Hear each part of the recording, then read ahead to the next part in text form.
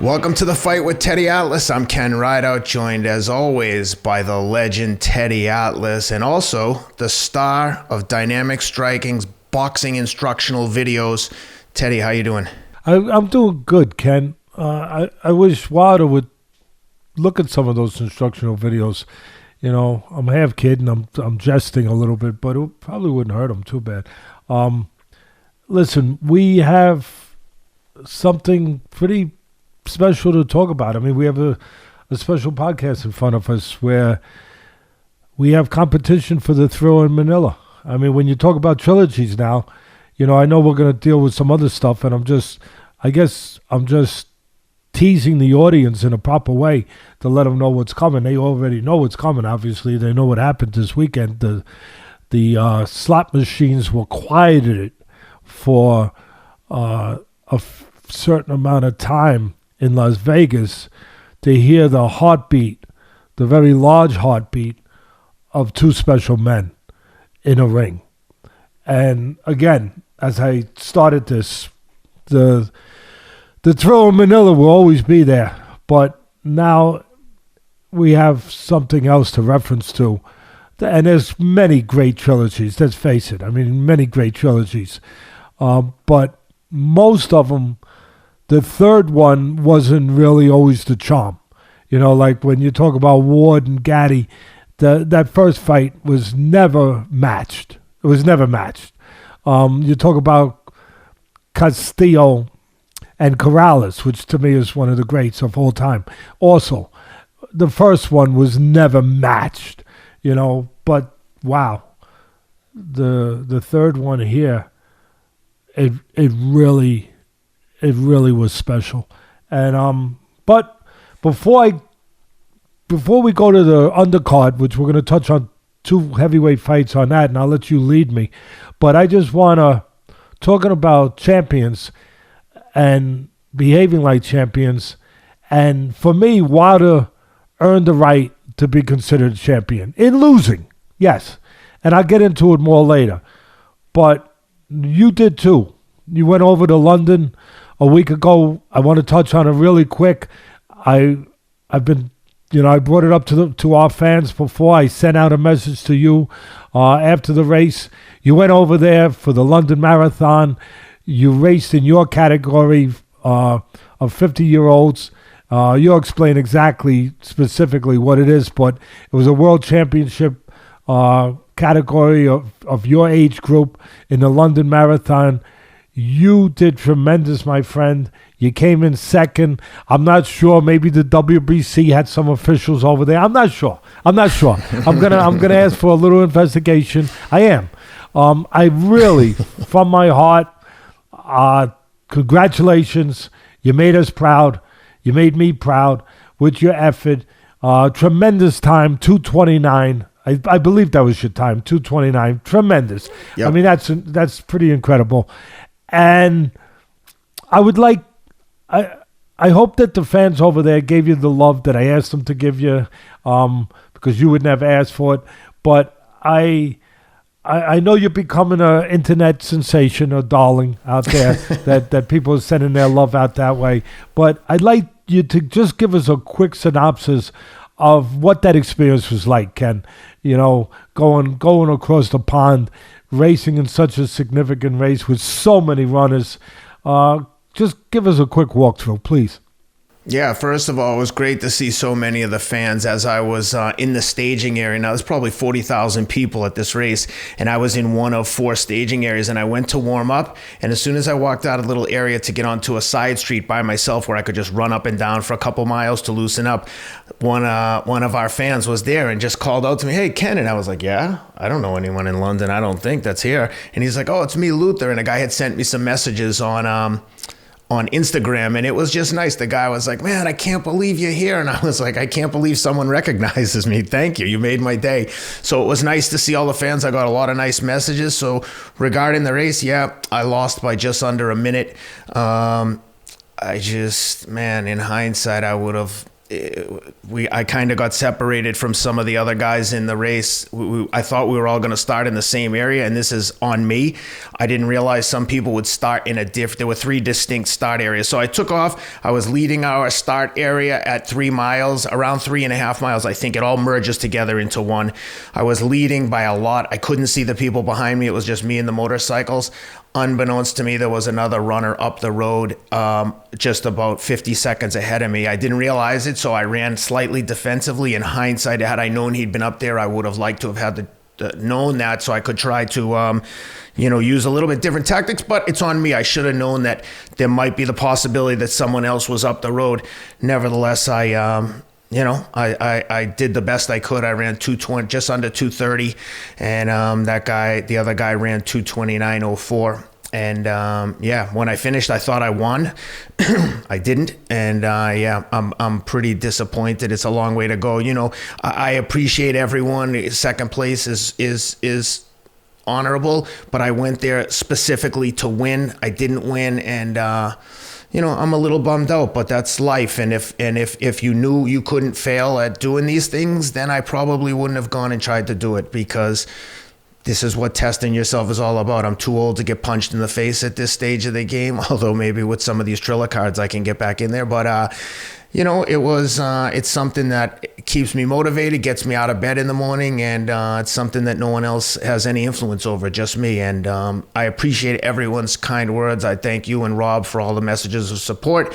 It was a great experience, and I wish the result was slightly different, but all I can do is keep it moving. I know our family of fans supported you on the internet, through the internet. I'm grateful for that. I thank them for that.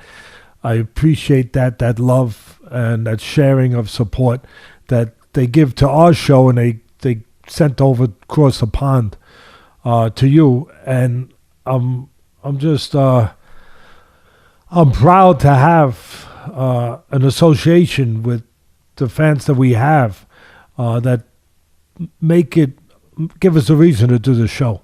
I mean, that's the truth. We're at 199,000 subscribers. We're going to be at 200,000 this week, and I want to thank all those, because without you, we're not doing this. There's no reason to do it, and hopefully, you want us to continue doing it. Keep passing the word, brothers and sisters, so we can continue to build that number. But we really appreciate you. I know we don't get a chance to say that too often, but with talking about this situation with Ken, I just wanted to take that moment to just thank everybody for giving us a reason to do this show and supporting it the way that you do, to the level. And that's a good reminder, Teddy. Guys, we're at 199,000 subscribers. If you're watching this on YouTube right now, please hit subscribe. Be the person who puts us over 200,000. I think at some point here, maybe at 250, we're going to do some kind of big giveaway and send some signed gloves and stuff out. Just I can't stress enough how much it means to us, the support. Really, all joking aside, the love from the UK is incredible. And someone said on one of the comments recently that we have a bias against UK fighters. I'd say quite the contrary. I love the UK fighters. I think the fans come, they're willing to die for their guys, and there's no bias here. We honestly, I know I don't have a bias, and I can tell you that Teddy only speaks the truth. He'll tell you exactly what he feels. I don't think that nationality ever comes into the conversation when we're talking about a fighter's abilities in the ring, or his skin color, or anything else for that matter, just his ability to fight. With that said, I love my brothers and sisters across the pond. Love them. Couldn't have more sincere thoughts and appreciation for them, really. And whether they're making the crumpets or I'm making them, it don't matter. We're both sharing them. We have different turns to make crumpets for each other. Sometimes I'm right, sometimes they're right, but at the end of the day, butter on my crumpets, a little bit of preserves on theirs maybe, but I love you guys. That's it. Hey guys, quick break to give a shout out to today's sponsor. First up is NordVPN. That's Virtual Private Network. NordVPN. When I'm traveling, and I'm traveling a lot, I just come back from London. I was in LA, New York, all in the past week. I'm often using unsecure hotel or airport Wi-Fi or unsecure Wi-Fi networks at coffee shops, restaurants, etc. These types of public Wi-Fi are notorious for getting your data hacked, which can be a nightmare. It's happened to me. It's happened to friends of mine. And to avoid it, I've been using NordVPN. It's easy to use. It doesn't slow down your connection, and it makes sure all your data is private and protected. I even use it at home just to have that added layer of security and peace of mind. NordVPN is offering our listeners 73% off a 2-year plan plus 4 months free. To get this special offer, go to nordvpn.com/Atlas. Use the promo code ATLAS, ATLAS, at checkout. That's NordV like virtual, P like private, N for network.com/Atlas. Use the promo code ATLAS at checkout. Today's episode is also sponsored by my guy Jeff Byers at Momentous. Momentous is a sports nutrition and human performance company that creates best-in-class supplements. I'm an investor in the company. I love these guys. I use every single product they make. I used it in my preparation for the London Marathon. I typically take their whey protein and the recovery shake. I was taking the whey protein, the Elite Sleep Blend, PR lotion, and their collagen product in the build up to the London Marathon, and I'm still taking each as I get ready for the New York City Marathon in 4 weeks. Special offer to our listeners. Momentous has given a special sample pack: protein, collagen, Elite Sleep, and PR lotion. PR lotion is the best, so that you can try a week's worth of all these products for just $35. Go to livemomentous.com/Atlas. And again, use the promo code ATLAS, ATLAS, at checkout. Again, livemomentous.com/Atlas. You stole my thunder earlier, by the way, as an intro to the fight. I was going to say, Teddy, not much to talk about this weekend. Maybe we could pick up on the college football or something, but you already told them that we're going to talk about the heavyweight fight, so let's get into the undercard. Adam Kownacki gets a rematch against Robert Helenius, which was a bit of an upset when Robert beat him the first time. At least I was surprised. But how crazy is that Helenius was still a big dog, a pretty sizable dog? Shows you that sometimes these guys, kind of like when Muhammad Ali fought Sonny Liston, and Liston was 7-1 favorite. Ali, obviously stops him, and then the rematch, Liston's the favorite still. It happens. It happens, but yep. People gave no credit to Helenius, and they didn't look at what Kownacki showed himself to be. He showed himself to be just a tough guy that was given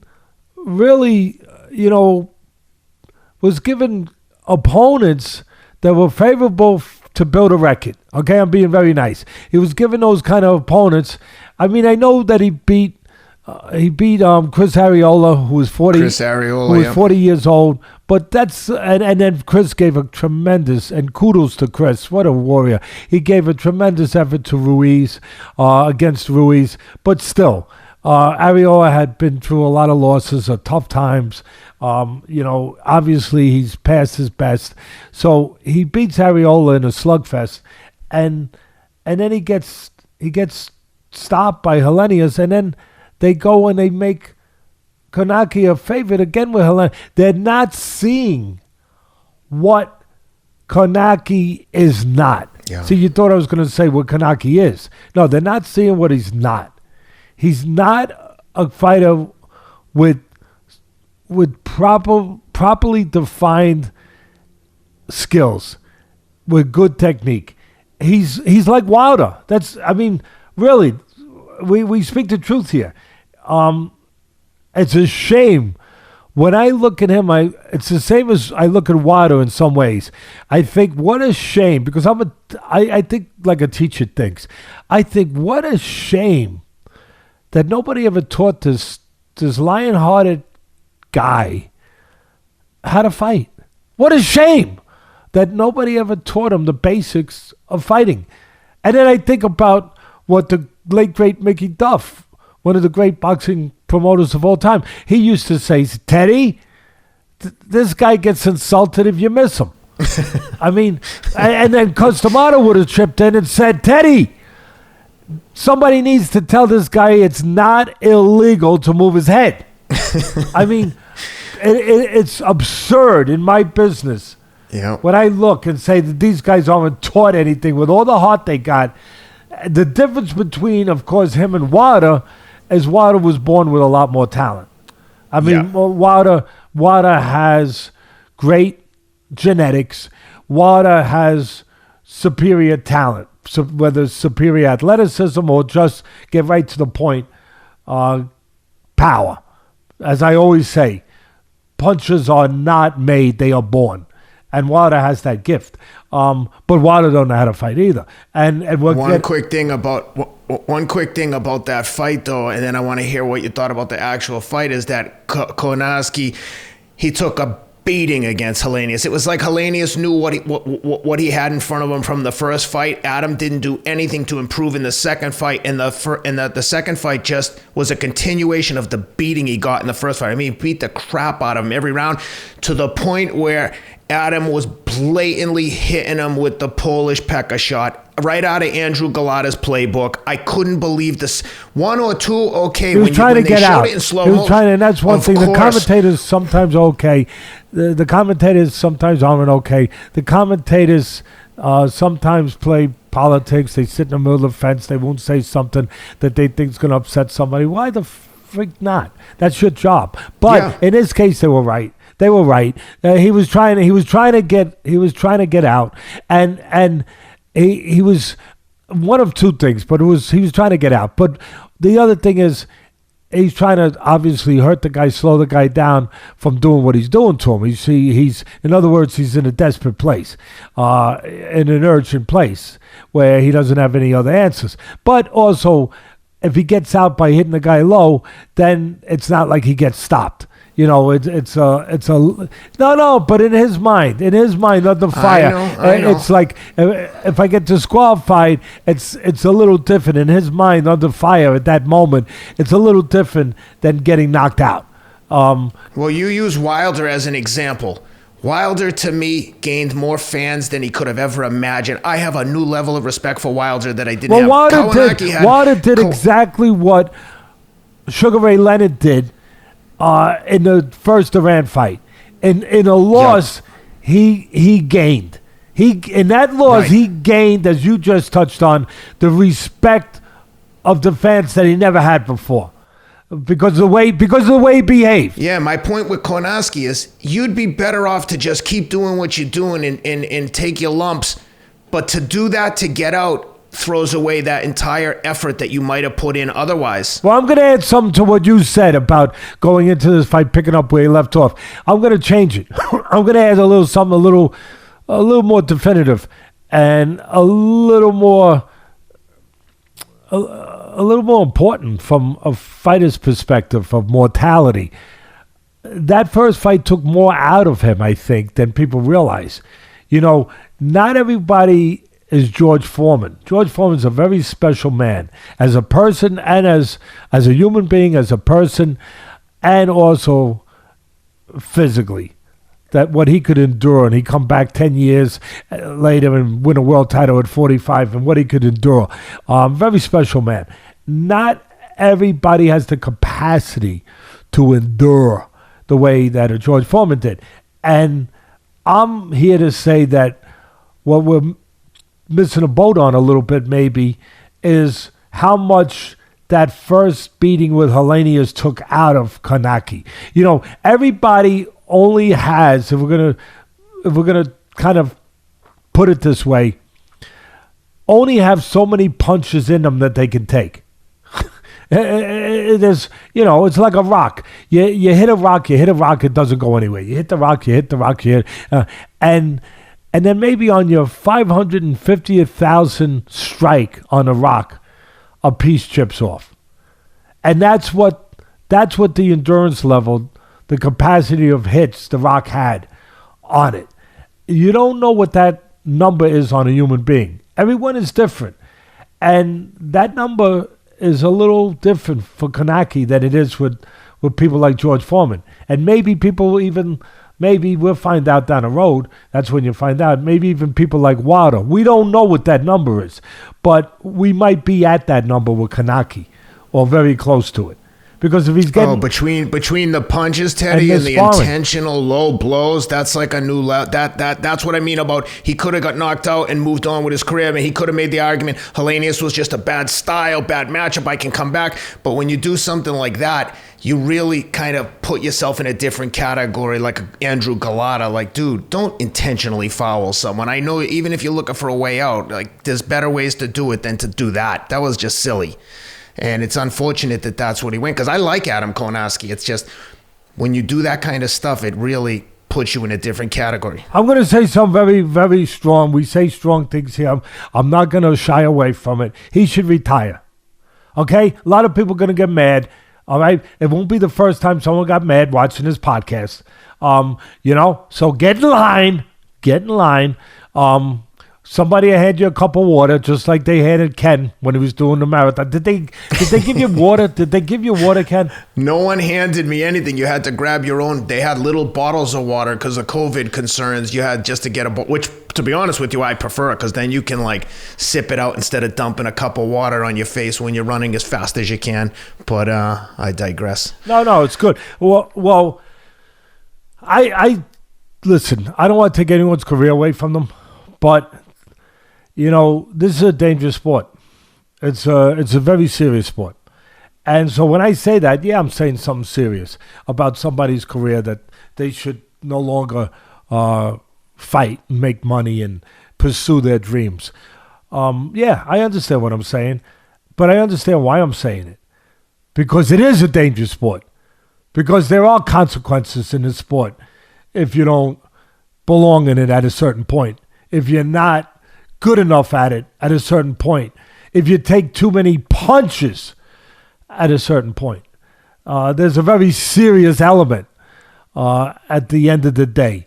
Something very serious waiting for you down the road.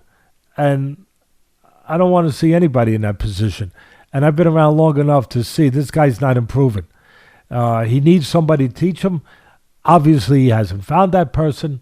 I don't know what his capacity to learn is. I don't know, but I will take the assumption that he just hasn't been, by what I see, he hasn't been taught. He hasn't been taught what he needs to be taught, and for him to continue on this road, doing what he does, which is take punches, it's a reckless road to be on, and Helenius, to his credit, first of all, he's an experienced guy. He's 38, 37. He's an experienced guy. He's fought much better fighters. There's a lesson there, too, that when you build a guy up with soft opposition, you put him on a liquid diet instead of giving him a diet that he can chew something, have to chew a little bit, digest something, burp every once in a while. You know what I mean, Ken? Yep. When you give him that kind of soft menu of opponents, you get to that place eventually where, whether it's 16-0, 20-0, 22-0, 25-0, whatever, you get to that place where, guess what? You're going to get indigestion because you haven't had You run into a gigantic Viking. Yeah, you're going to have a problem because you haven't dealt with what you have to deal with to know whether or not you're at that level, to be prepared for what's coming. That thinking you're going to get away with what you were getting away with that soft opposition. And then all of a sudden you get put in there with a big guy who can punch a bit, a guy who's experienced, a guy who has fought those guys, that has given them the answers of what he needs to have the answers to, what he can deal with at that level and how to deal with it. He's gotten those answers. A guy who wouldn't be intimidated. Like, Helenius is the kind of heavyweight that makes me nervous. Like you see him in the ring. Like, I'm like, damn, that guy looks scary. Big Viking. And he brought it to him all night. And like we're saying, he has been in there with the level of, he had his certain amount on his way up like everyone else. You build him up. But then he fought real guys. He fought guys where you get real answers. Real guys. Real answers. And unfortunately, Kownacki had not fought those real guys until he fought Helenius, and he wasn't ready for it. Maybe he never would have been ready because he hasn't been taught the things that he needs to be taught, and he doesn't have the ability to learn or the talent to go with it, whatever. But the truth, the real truth, is he's at a place now that I don't see it changing. And he could get seriously hurt if he continues down this path. So let's go on to the next. Go ahead, Ken. Yeah, next up from we got two undefeated heavyweight prospects: the Cuban Frank Sanchez versus the Nigerian Efe Ajagba. Two good-looking prospects. Ajagba with the physique of like a Greek god, but Frank Sanchez, the young Cuban, put it on him. One-way traffic, beat him in a sound, unanimous decision. Frank Sanchez looked great. I'm curious to hear your thoughts on Frank Sanchez and if you think he has the goods to like take the next step up from here. But he moves on undefeated, gives Ajagba his first loss. How'd you like that one, and what'd you think of Sanchez? Well, the first thing I've got to say, because it needs to be said, I was surprised that the referee didn't do anything when Sanchez hit Ajagba with a vicious uppercut while Ajagba was down. The referee could have disqualified him. I mean, that's how blatant it looked from my seat. That's how blatant. I mean, the commentators didn't really go into it, I don't know, to the level of maybe giving me a little more information. Maybe I'm wrong. Maybe it's me that I just didn't understand or hear the information in a clear enough way for me to get a more definitive understanding of it. But from what I saw, I mean, you know, Ajagba's on the ground with his knee, and he gets hit this uppercut, which was, he's got a good chin, Ajagba. Seriously, he really does. He gets hit this tremendous uppercut that would have knocked a lot of guys out. Or, I'm going to give credit to Ajagba's character. A lot of guys would have played it. If they didn't get knocked out, they would have played it to get a disqualification. He needs to, that needs to be said. He didn't play it. He behaved like a fighter.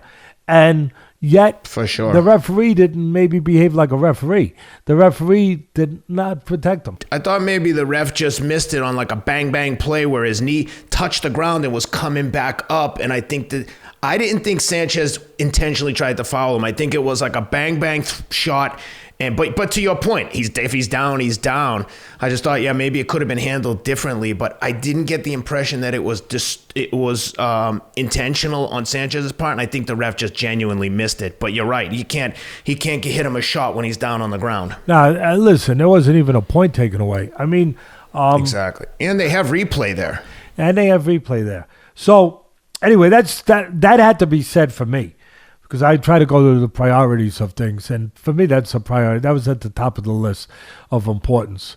And in the end, listen, I also want to give credit to two unbeaten fighters, heavyweights in this case, of course, fighting each other at this stage of their career before, they got to, or at least tried to navigate, which a lot of guys do, to a title fight or, a big purse, a big purse. In the end, Sanchez was just a little bit more dimensional and polished. But he better stop doing one thing. A little advice if he wants to listen over here. He better stop leading with the left hooks he does in front, which is a no-no for me. You lead with left hooks in front. Sooner or later, if he keeps doing that, there's a straight right hand out there with his name on it.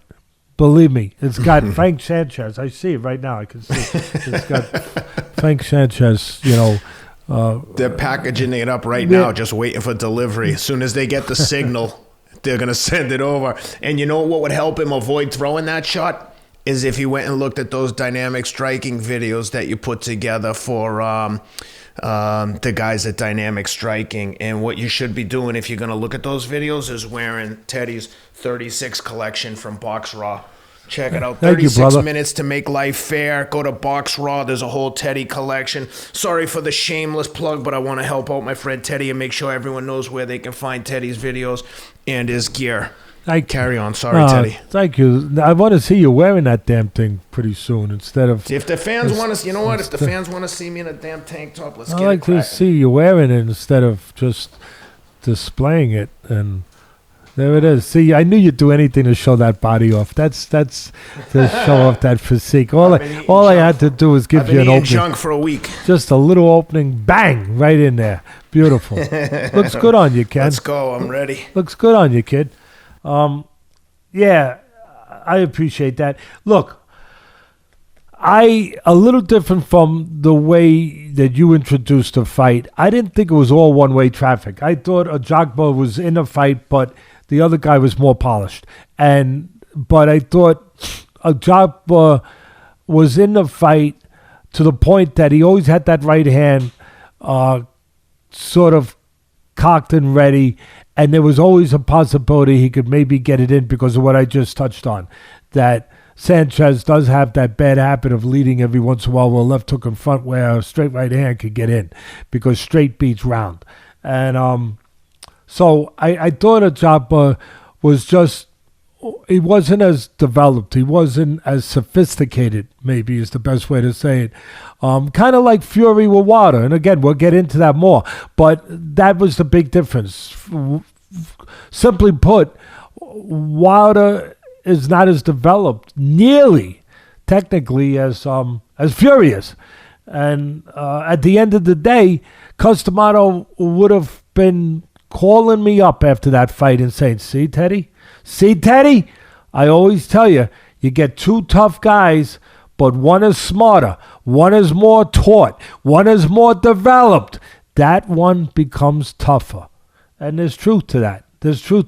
That Cuban amateur system will do that for you. Yeah, they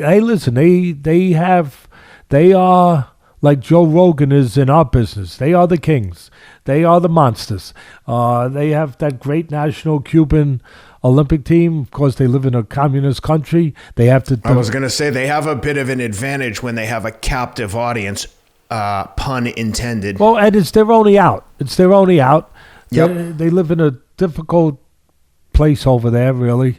I mean, I know it. I did 4 Olympics for NBC starting in Sydney, and it'll forever be, sketched into my mind. Seeing those great Cuban Olympic fighters selling their gold medals, it just broke my heart. Those are the kind of things that you wish you had enough scratch that you could be able to tell them how much you're going to sell that medal for. Here's the money. Scram. Keep the medal. Yeah, I agree. That's the human thing to do, Ken. And that's why I appreciate having you with me. And that's why you're with me, because of what you just said, because you have that side to you. And 100%. It really did. It would break your... I mean, you'd have to be some kind of android not to be moved. Well, Teddy, as an example, when we had Lomachenko on the show, and I'm sure you'll remember this, I asked him of all the belts he had won, and at the time he had, I think, 4 different weight divisions, every belt, he won everything. I said, what's the most important accomplishment in boxing? And he said, without a second thought, the 2 Olympic gold medals. So when you think about everything that guy's accomplished, the gold medal, which probably didn't pay him anything relative to what he was making as a pro, those gold medals mean everything to amateur fighters. So to have these guys, as soon as they win the medal, like you said, at the games, selling them. And selling them for food. It's heartbreaking. Selling them so they could get food. Selling them so they could have a birthday party for their 2-year-old daughter, one of them. It was you almost even the people who buy those, like, do you really want to display something that you exploited a person for? What are you going to do with that? No, I agree. Here's the medal I bought for $5,000, $10,000. It's not right. And you want to know? Listen, since you touched on a figure, the highest one that I saw there that they sold it for was $1,500. That's oh, come on. No, that's what they were going for, because again, people take advantage sometimes of people in a desperate situation. They do. We have great people in this world, but we also have people that aren't as great. We do. And sometimes they see a situation like that and they exploit it for their own reasons. And and I saw that. We witnessed that, from a distance. We witnessed it. We were in our workplace. It's not like we were out there amongst them, but we were able to see what was hear what was going on, be told what was going on, and it was something that you didn't want to hear. At the end of the day, you almost wish you weren't told what was going on.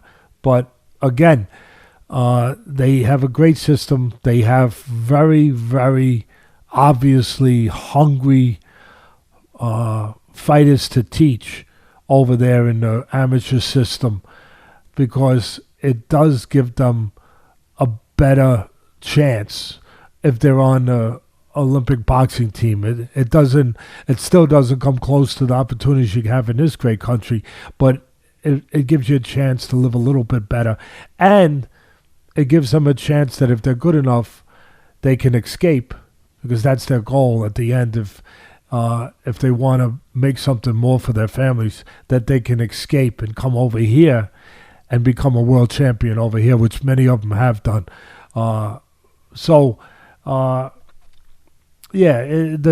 Cubans, as I said, it used to be the Russians. It used to be the Soviet Union years ago, strong son of a guns. And why was it the Soviet Union? Why was it the Cubans later? Well, they didn't have, at that time, things changed, but at that time they didn't have the option of going pro. So you had guys that had 300, 400, 500 amateur fights where our kids would turn pro. Good point. Yeah, our kids would become 19 and they turn pro. And then you start over with a team. So we had great teams. So that 76 team, I think, is the greatest of all time, in my opinion, of all time. Yeah. Five champions and 5 world champions came from that team. No, actually, 4 of them won world title. Howard Davis was the only one who didn't win a world title. Even though he won the Val Barker Award for the greatest boxer, the best boxer in the Olympics, he didn't win a world title. He came very close. He fought Jimmy Watt and he fought Edwin Rosario. He came very close, but the great Howard Davis, one of the greatest amateurs of all time, never quite won a world title. But the rest of them, Leo Randolph, the 2 Spinks brothers, obviously Sugar Ray Leonard, one of the greatest fighters, I think, of all time. They won world titles after winning gold medals in the 76 team. That's my favorite team. But usually, like I said, the Soviets, they couldn't turn pro at that time. So you had very experienced guys. And the Cubans, same thing. You had very experienced fighters that they didn't have an option unless, of course, they escaped and they came over here.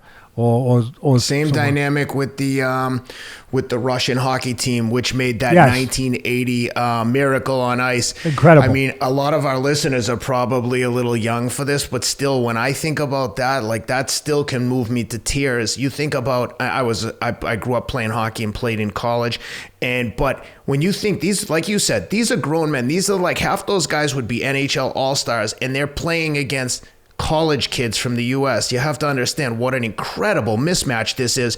They beat them, I think, 10-1 2 weeks before the Olympics started at MSG in an exhibition game. So to think that these imagine a group of college kids beating an NHL All-Star team in a game to win, and it wasn't even to win the Olympic gold. They had to then go beat Finland, which also had a bunch of like superstars on it. But what a friggin' game. I mean, it will never get old. You could watch it from start to finish until hell freezes over. It was just an incredible upset. Probably the greatest upset in sports history. Well, right up there with Mike Tyson and Buster Douglas. I mean, that's one of the great ones too. But I would favor the hockey one. I would go with that. Yeah. I would, because those of the elements you just kids. brought out, because of all the dimensions that you just touched on. A bunch of college team beating the greatest professional team in the world who had played together for years and years and years, and you put this college. That Russian team would routinely beat NHL teams. Yeah. They'd come and play them in exhibition and routinely beat NHL teams. And these were college kids. Some of them didn't even go to the NHL. Like they beat teams like Montreal. I mean, Montreal was just one of the greatest NHL hockey teams, obviously, ever. And they beat, like you said, they beat teams like that. And you got a bunch of college kids that just started shaving. I'm kidding. But it's true. But a bunch of college kids that only had a couple months to play together. I mean, that's right. It is extraordinary. It really and they had the dynamic that you had East Coast guys and guys from the Midwest, so like the Michigan, Wisconsin kids, and they were like as an internal rivalry from their college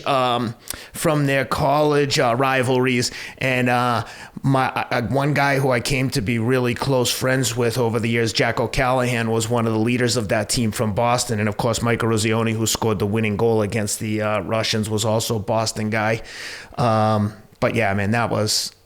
I can't think about that without getting goosebumps. But with that said, Teddy, let's get to goosebumps. The main attraction. Let's get goosebumps. Yeah. Let's get goosebumps.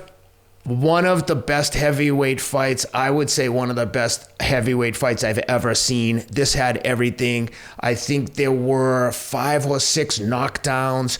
Back and forth. I have a newfound respect for Wilder. You know, when Mark Breland threw in the towel the first time and Wilder was talking, I want to go out on my shield, I'll die in here. There was kind of, you know, a little bit of an element of like, it's a bit hyperbole maybe. But my God, he did exactly what he said he would do. He basically fought to the death. Even when he got knocked out face first down on the canvas, when the ref finally waved it off before he hit the canvas, Wilder was doing everything in his power to get back up and keep fighting. He was taking heavy shots from a guy who's 6'9", 270 pounds, putting thudding shots on him all night. And to Wilder's credit, taking nothing away from Fury, obviously he won. But man, I have a ton of respect for Wilder, the fighter. He did everything he said he was going to do in this fight. He laid it all out on the line. And look, no one is tuning in to hear what I think, Teddy. How'd you like the fight? I'm dying to hear your thoughts. You know, I opened up earlier about talking about now the Thriller Manila has some, you know, obviously competition. And of course, there's other great trilogies out there too. But you might have to add this one, and maybe you would call it something like, I came up with 2 quick names just before I came on the air here. The puncher who just wouldn't go away, or the guy who never learned how to spell fight. Now, this is going to sound like I'm attacking him. The guy, but the truth is important. The guy who never learned how to spell fight, but knew how to speak heart and bravery. And that would be Mr. Wilder. Wow. That's the first thing. Second thing is, I learned something. I need to stop picking against Fury. I need to do that. If I forget, Ken, please, as my friend, remind me. You know. Well, the one thing I'll say is a lot of people called me and were like, I can't believe Teddy's picking Wilder. Look, it's easy to pick a 2-1 favorite, but you had the exact right idea. One little inch here or there, and Wilder might not, and Fury might not be able to get up from those 2 knockdowns that Wilder put on him. I thought Wilder was going to get him out of this. So I'm going to say this. First thing I say is, you know, come on, have at me, you haters out there. Come on. No, really, have at me, but at least put your trousers on. You know, don't do it in your mom's basement in your Heinz. Your Hanes. I think it's Hanes underwear, right? Or God knows whatever you're wearing. We don't really need to go that far. We don't need to know that. But my motto for me with things I do is, if you want to run with the big dogs, you can't sit on the porch. And I don't sit on the porch. Right or wrong, I go out there and I take chances. And I tell you why. A lot of people, when they hear this, hear me out. I take full responsibility. But I was right about this fight. Yeah. Hey, I'm always going to take the heat when I'm wrong. And I eat my crumpets, always. But you know what? You can serve them up, and I eat them again. I picked the wrong winner. But there were no losers there. See, I'm not trying to be cute here, but there were no losers there. And as I said, I'm not trying to get out of my pick. I picked Wilder. Fury won. But I picked a winner. I just picked one who couldn't fight. And here's the funny thing. I said that when I was picking it. I said it. I said, listen, Fury is a much better fighter. He's the easier pick. He's the much better fighter. It's not even a contest. He's a better fighter. But, damn, on that night, he knew how to behave like a great fighter. And he did it because of what I said and why I gave him a chance. Why I picked him. I said it even when I picked him. You know, as I said, that I know I'm picking against a better fighter. But I picked Wilder because of what I referenced to in the Rocky movie, the third one I believe it was, when... And sometimes movies depict real life. They do. They do. And in the third Rocky movie, we talked about it. You gave me the right name. Rocky was getting ready after a lot of title defenses, was getting ready, making a lot of money, being champion for a while, just like Wilder. He was getting ready to fight Clubber Lang, a very serious guy, like Fury, very serious guy. And Mickey didn't want him to fight him. Mickey tried to talk him out. And he said, no, I'm fighting him. Why are you against this, basically? You know, I don't get the verbiage perfect, but why are you against this? I'm the champ of the world. I'm the best in the world. I'll beat him like I beat everyone else. And Mickey said, this guy's different. This guy will knock you into tomorrow. And he said, what do you mean? What are you talking about? He said, you were fighting a bunch of setups. They were, and he said, what do you mean? What do you mean? They were fixed fight? He goes, no, they were hand-picked guys. And then he said something that I never say about any fighter who gets in the ring. But on television, you can, for a movie, you can say it. He said, they were bums. They were setups. They were hand-picked. This guy will knock your block off. And it was now, all of a sudden, Rocky Balboa had to wonder who he was, who he ever was. Was I ever champ of the world, or did I fight a bunch of setups? Was I ever champion of the world? Was I ever really worthy of being called champion of the freaking world, or did they set up a bunch of pins to knock over like you would in a bowling alley?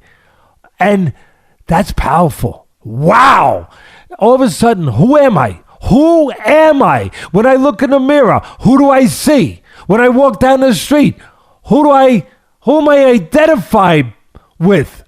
Am I identified with the guy that fought a bunch of bums, as they said, in obviously in television movie parlance?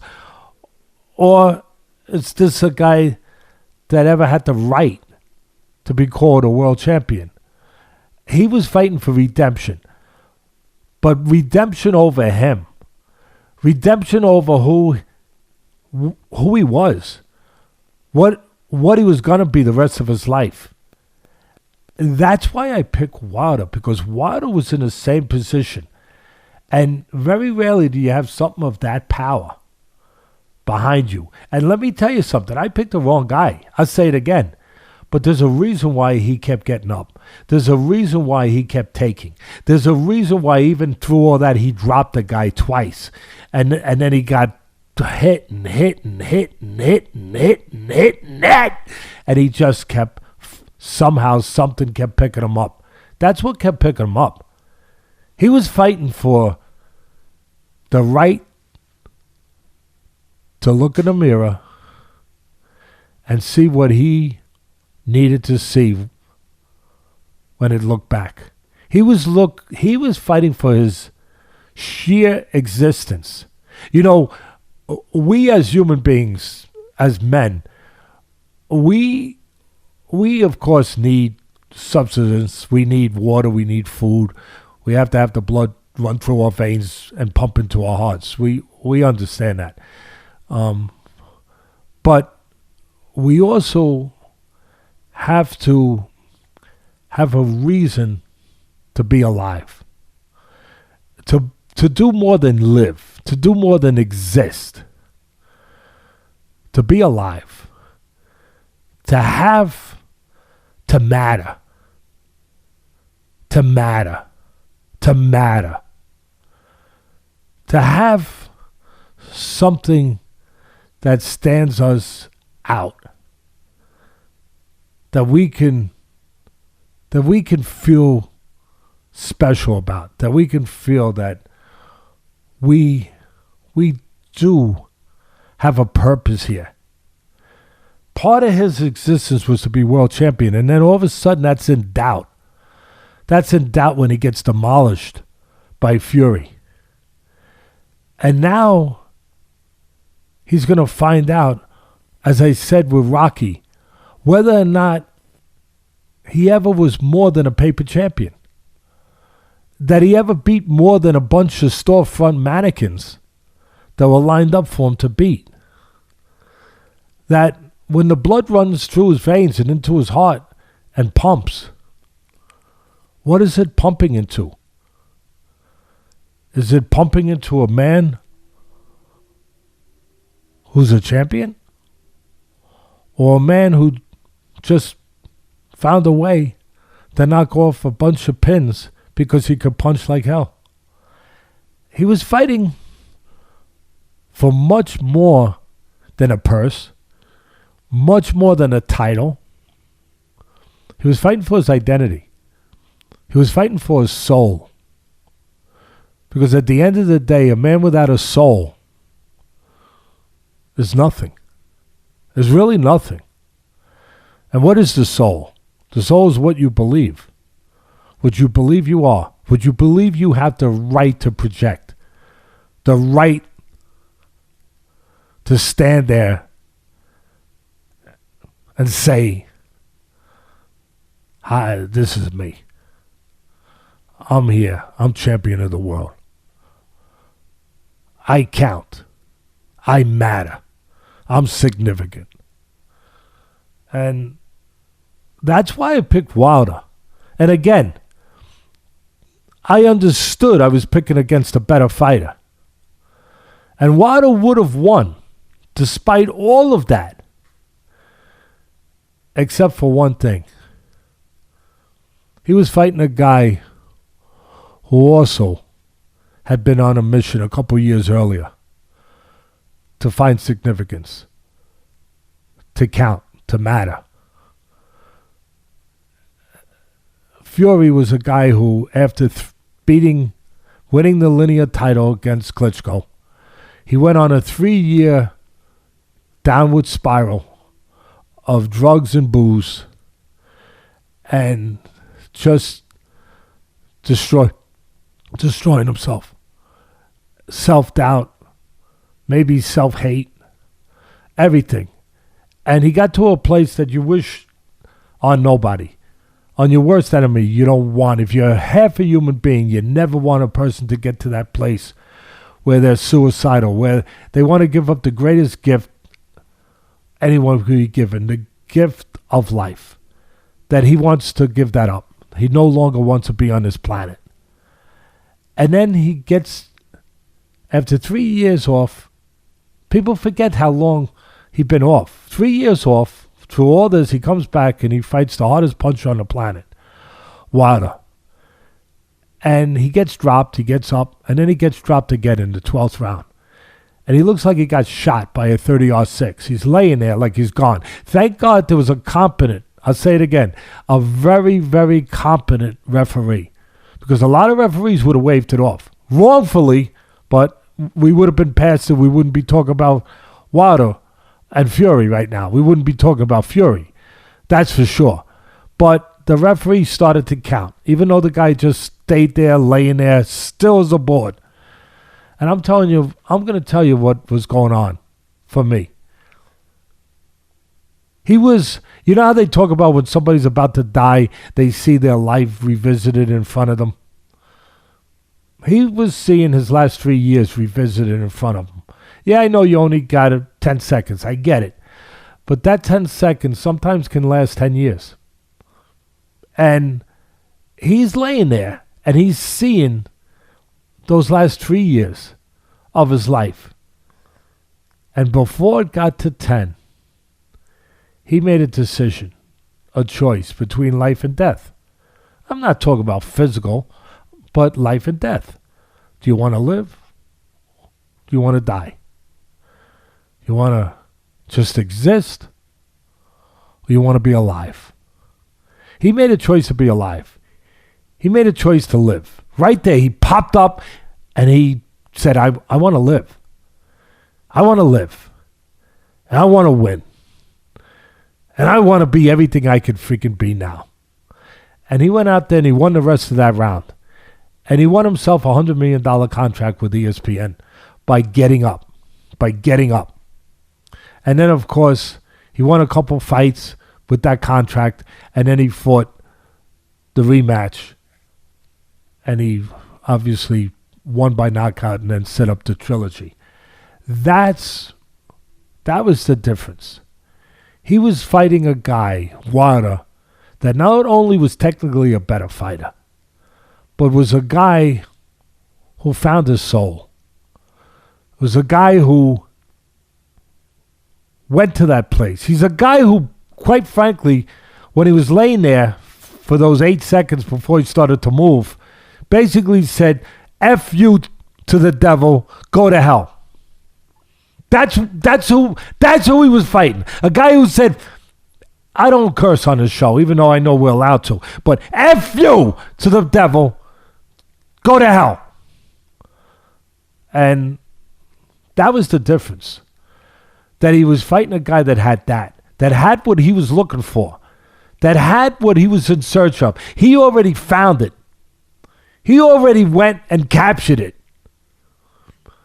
He already discovered that he could go to those dark places, that he earned the right to live. He earned the right to feel the way he wanted to feel, to say, I matter. Because for 3 years, he didn't know if he mattered. And that's what Wilder was going through. Do I matter? Was I ever anything? Was I ever more than a freaking puncher knocking over, guys? Was I ever more than that? Yeah, you are more than that, Mr. Wilder. You and me were never great friends or anything. We have different thoughts about things, and quite frankly, I don't think you have the greatest personality. And there's probably some people that don't think I have the greatest personality in the world that they don't agree with. Probably, I believe it or not, I don't know. There might be one out there somewhere. I'm not sure. I'm not sure we could ever find one, but we might. But I want to give you your due. Yeah, I know you lost, but you won. You're a champion in my book. You're a champion in my book. And you found what you were looking for. You found it. And I want to give you credit for it. I want to give you all the freaking credit in the world, Mr. Wilder, for finding it. And I want to break down the fight, the semantics, the tangibles, the physical tangibles of the fight. That obviously did have impact on the fight. But I had to start with what I started with, because that's the crux of it. That's the nucleus of it. That's the heart of it. Because this was all about heart. That's the heart of it. Yeah. Can I add one thing before you do the breakdown of the actual fight? I just want to touch on something you said about when Fury was thinking about whether he should get up and all the challenges and struggles he'd gone through with mental health for the 3 years leading up to that point. I would say to the people listening to the show, you don't have to be in a title fight to display this kind of heart and determination. Lots of people struggle with the same issues that Fury was struggling with: depression, a fraud complex. I've struggled with this myself at times. You feel like, am I really supposed to be here? What if I do something wrong? My point is, everyone's going through these different challenges in their lives. You don't need to be in a title fight to pick yourself up. Whether it's getting up tomorrow to work out before you go to work, don't hit the snooze button. You're only lying to yourself. Take accountability, get up, keep moving forward. You don't have to win a world title to consider yourself a champion. Every step you take in the right direction makes you feel good in the eyes of the only person that matters, and that's yourself. Because no one's going to like and respect you if you don't like and respect yourself. Nevertheless, Teddy, I just wanted to add that in there. Let's get to the fight breakdown. Yeah, no, I'm glad you did. Because, look, when I started this, you asked a very relevant, important question in our first podcast. I'll never forget it. When we first started, you said, Teddy, and we were introducing ourselves to the audience. You said, Teddy, what do you want to get out of this podcast? What do you visualize that this podcast can be? And I remember it took me about 2 seconds. I said, for me, my whole life has been boxing, close to 50 years now. And my philosophy, my beliefs, my way of looking at life is that life is a fight. We're all in a fight. You don't have to be chucking punches. We're all in a fight. It's just a matter of what do you fight for? And I hope to use this show in some way, and in some sincere and just, humble way to connect the dots for people in life, in their own fights, in their own struggles. That's really what I want. Yeah, we're going to talk boxing, and then we talk UFC because that's fighting. And we do all that. Yeah, we do. But that's, for me, at the end of the day, that is the heart behind this show. That I would hope to God that I had the privilege and the ability to connect some dots for people in our audience in their own private fight that they put forward every day of their life. So, as far as what happened, well, first of all, we get to the point. Here's the point. He put on too much muscle. Now, he was hurt. I know you have to have an opinion because you understand the body, you understand the physiology of the science of nutrition and of training properly. You do, Ken. I mean, you just ran a freaking marathon in a world championship caliber level. You understand that. And he bulked up too much. He bulked up. He was burning too much fuel. I tweeted, my man Rob does a great job. He put those tweets out. We got really big numbers with them, what he told me. But wait a minute, my back is killing me. Hold on. To your point, the more muscle you have, the more red blood cells you need. Exactly. Because the blood has to carry oxygen to those muscles. It doesn't matter how much you train. You still need a lot more oxygen. You're going to burn a lot more oxygen, which is going to tax your cardiovascular system. Exactly. So there's a fine line at every weight class of how much muscle is enough. And if you need an example of that, you look at the Tour de France riders. Those guys are putting out massive wattage and massive output, but that line of how much muscle to their body weight is incredibly important. It's critical. It's the most important element in bike racing is that body weight and muscle mass. And so, 100%. To your point, the more muscle, more you need to be, the more fitness you need. Listen, he put too much muscle on. He was too bulky. And I'm going to tell you something. I'm putting it in simplistic forms, but I'm putting it in true forms, where he's a perfect example why the old-time trainers, the great old-time trainers, used to say it was taboo for their fighters to lift weights. Now, they weren't 100% right, but this is the example. They thought it made muscles that were not fluid, that were not sinewy, that would restrict you, would be cumbersome, would be difficult, to throw smooth punches that would wear you down, that would restrict you. That's what they felt. This is the perfect example of what they didn't want. And this is the example of why they didn't think lifting weights was compatible to fighting or to being a great boxer. But what they didn't know back in those days was that you do have the ability to lift weights in a controlled manner, in a proper manner, in a responsible manner, with all the technology we have, where it can add strength. It can do the job you want without adding just bulk, without doing the things they didn't want done, where they lost flexibility, they lost speed, they lost, they lost fluidity. If you do it right, you don't have to lose those things. But if you do it to the level that he did it, that Wilder did it, then it speaks to what these old-time trainers were afraid of.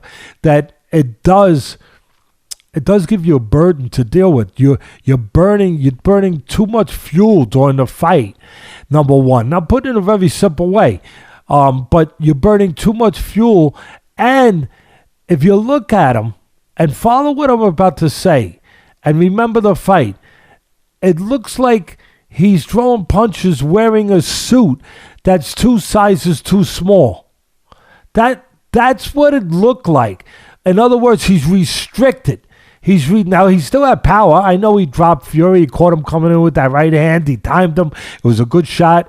By the way, both guys, when they initially got hurt, it was kind of interesting. They didn't get hurt with the punches to the chin. They got hurt with the punches to the temple. That's interesting. But having said that, he looked like a guy fighting in a suit that was restricted in throwing his punches. And he was. He was wearing a suit. It was a new body that was wrapped around him. And I think I'm making no excuses. Fury won because of why he won. I just explained that. I explained the most important part first, not last.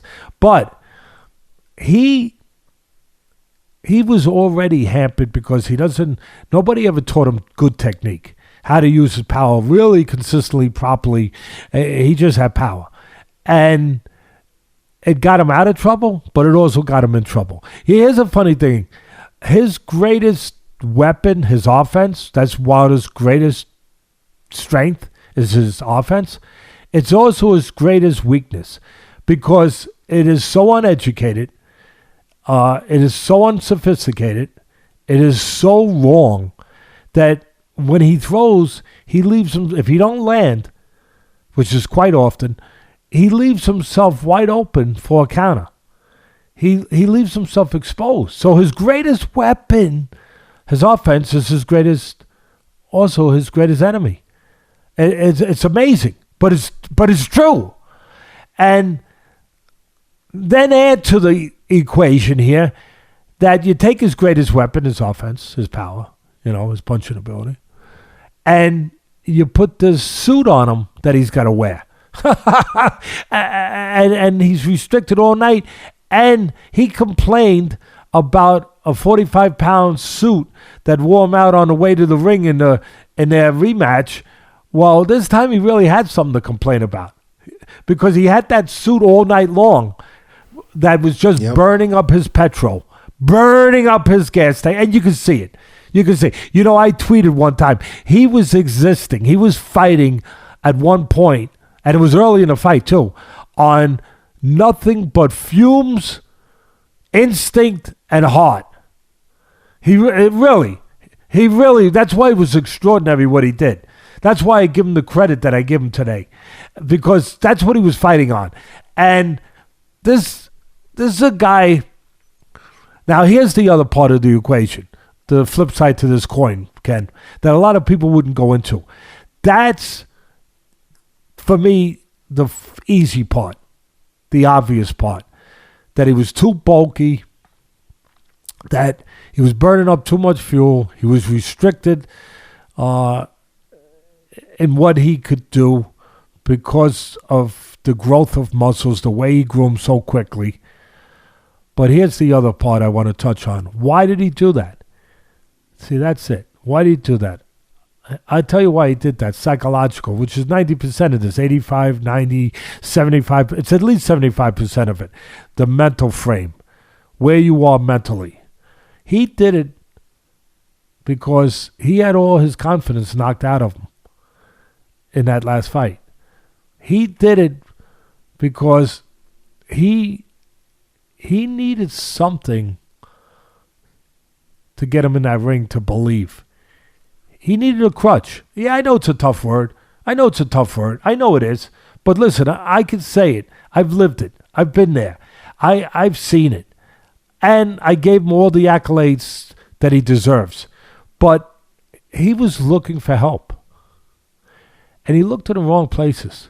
Because the funny thing to me, Mr. Wilder, at the end of the day, in that fight, you found the help, the only help you ever needed. It was you. It was there all along. It was you. Yeah, you needed someone to teach you better, but you you found the only help you really needed. It wasn't the bulk of muscle. It was what was inside of you. It was you. That's all you ever needed. That's all you ever needed. And you looked in the wrong places. And I understand why, because of how desperate you were and how empty you were, even though you wouldn't admit it in certain areas of belief. But at the end of the day, you looked in the wrong place. Because when you almost pulled this fight out, where did that help come from? Deontay Wilder. It came from you. And I'm going to say another thing. Early, for the people that want to say, well, was his technique improved? Again, if it was, I'd say yes. It wasn't. At the end of the day, it wasn't. It wasn't. I'm sorry for the people that don't like to hear such things. I'm sorry. But it wasn't. You know, I'd like to say I was the next Robert Redford. I'm not.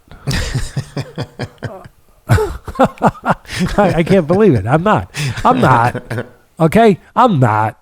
And so for the people who want to say, oh, yeah, he was improved, and the commentators that get a little intoxicated, they get a little nutty. Oh, he's getting better.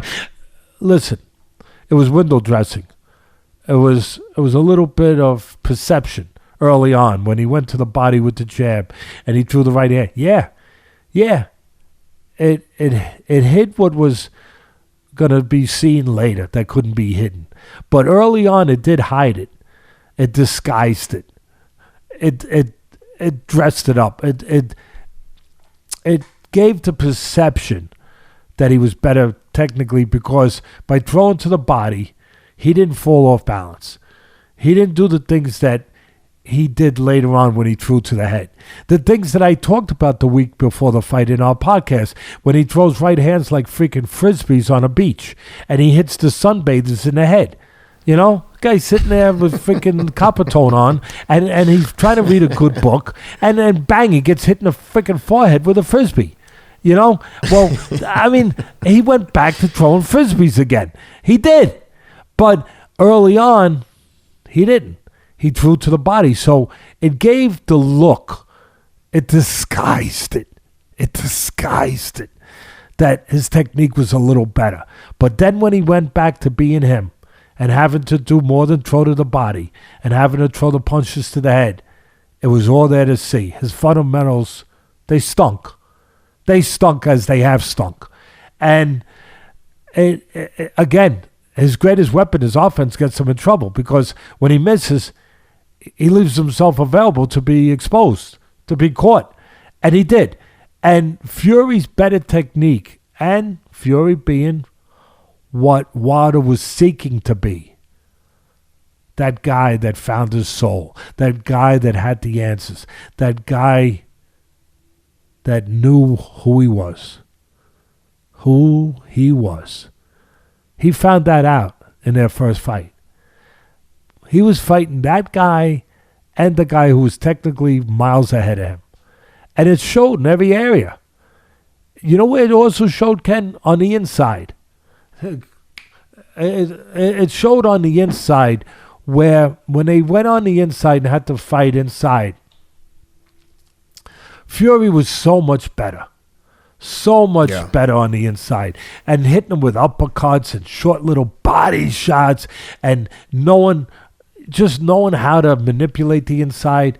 Wilder doesn't know how to do that. Fury really, really helped himself with that inside fighting. And he also was smart. He's a genius, Fury. He's a genius. I give Wilder credit. I give him credit. He leaned on him with that 277 pounds. He leaned on him. He pushed him back. He made him push against him. A couple times when Wilder went down to his knee, he didn't go down to his knee because he was giving in or he was getting hurt. He was going down to his knee because he was trying to be smart, where instead of fighting against that weight, he gave into it so he wouldn't have to spend himself fighting against that weight. That's what he was doing. And he was trying to... I actually liked that the ref jumped in with a very stern warning, because in the first fight, Fury kept grabbing him in a guillotine-style choke and leaning on him heavy. And he did that in this third fight, And as soon as he did it, the ref gave him a very stern warning, like, yo, don't keep doing that. I'm going to take a point. And he kind of let up a little bit. But I thought that was in Wilder's favor that the ref enforced that, because it was very aggressive in the second fight with the leaning. No, and Fury knew what he was doing. And he knew the results. Yeah. That it would help burn this guy up. It would help it would help him wear him down. And it did. But